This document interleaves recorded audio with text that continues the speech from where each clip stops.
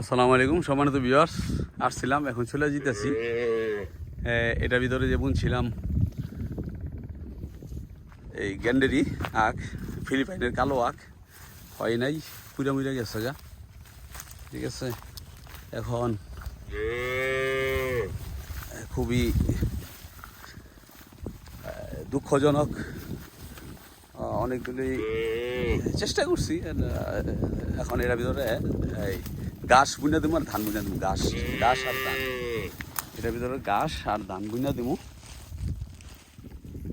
ঠিক আছে, ঘাস আর ধান বুনবো। আমার একবারে মানে কি ফোস ফোস করছি, দাঁড়িস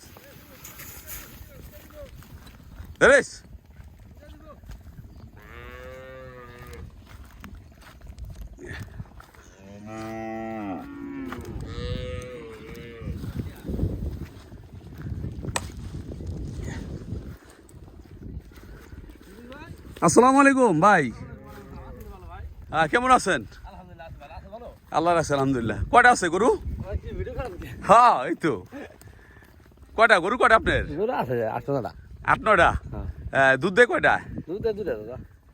দুধ দেয় দুইটা, তিনটায়। কতটুকু পান ভাই?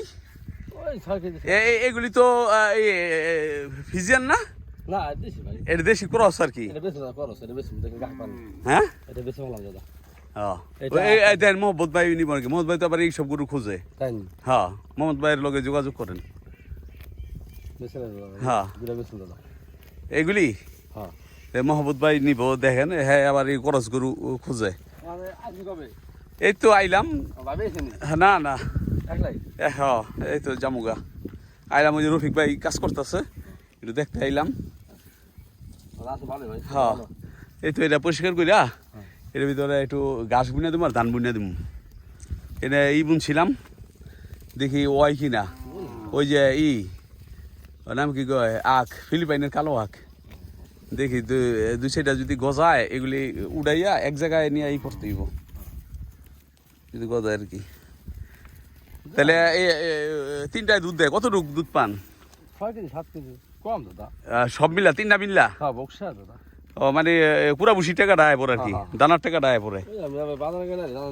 তা আর এমনি এই চাষবাস কি কিছু করছিলেন নাকি? কি করছিলেন এবার? ও সরিষা তো এবার মোটামুটি কম বেশি সবারই হইছে। আর ওই তো আপনার তো নিচা জমিন, এটি তো হইছে। হ্যাঁ ও 20 কাঠালি হয়। হ্যাঁ হ্যাঁ একেবারে আমার তো 20 কাঠা লইয়া আমারও এইগুলি শেষ। আমার এই ওখানে যে সাপে বাসা বাঁধছে। হ্যাঁ সাপে বাসা বাঁধছে। চিন্তা করেন, এবার 4জন মানুষ মারা গেছে। 4জন মানুষ মারা গেল না?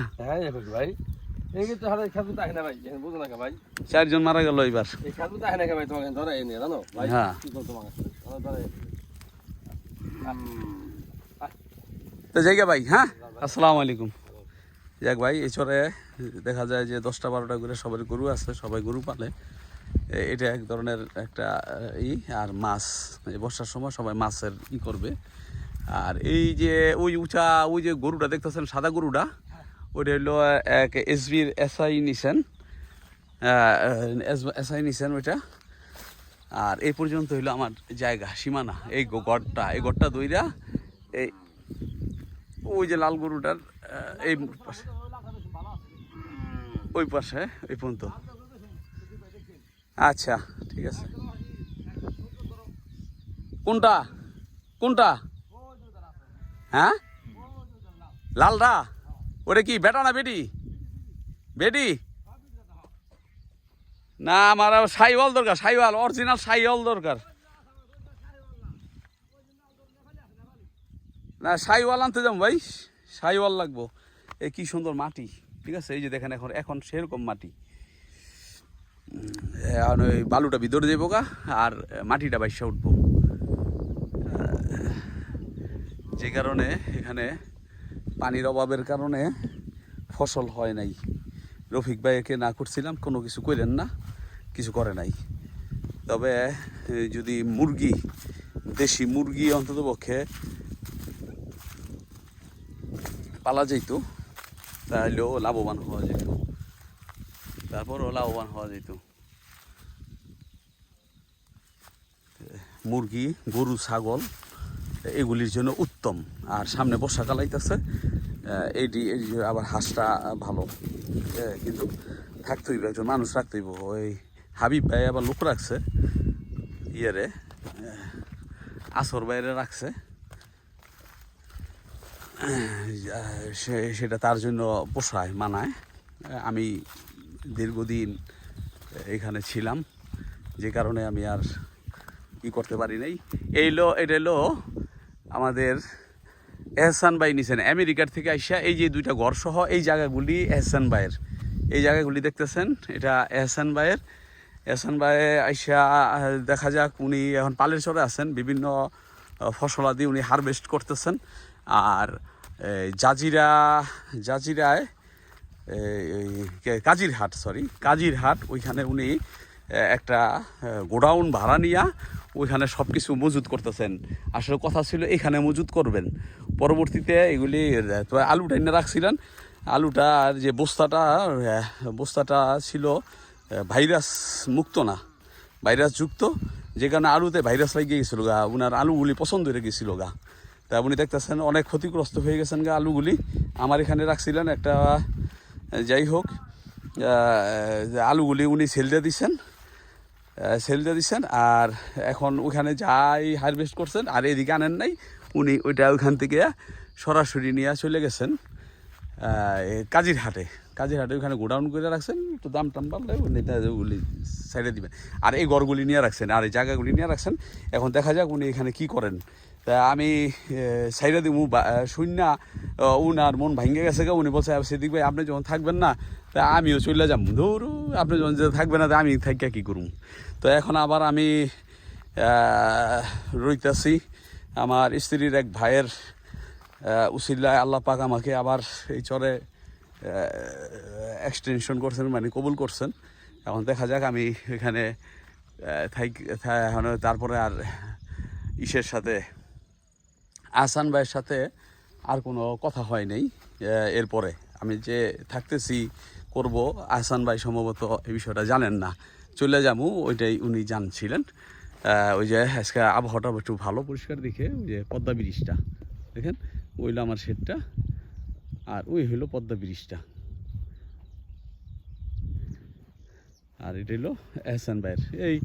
এগুলি নেবেন। আহসান ভাই যদি না করেন তাহলে এইগুলি দেখা যায় যে আবার অন্য ভাইয়েরা আইসা করতে পারে। এখানে পানি ওঠে না, পানি ওঠে ওই নামায়, এগুলি উঁচু জায়গা।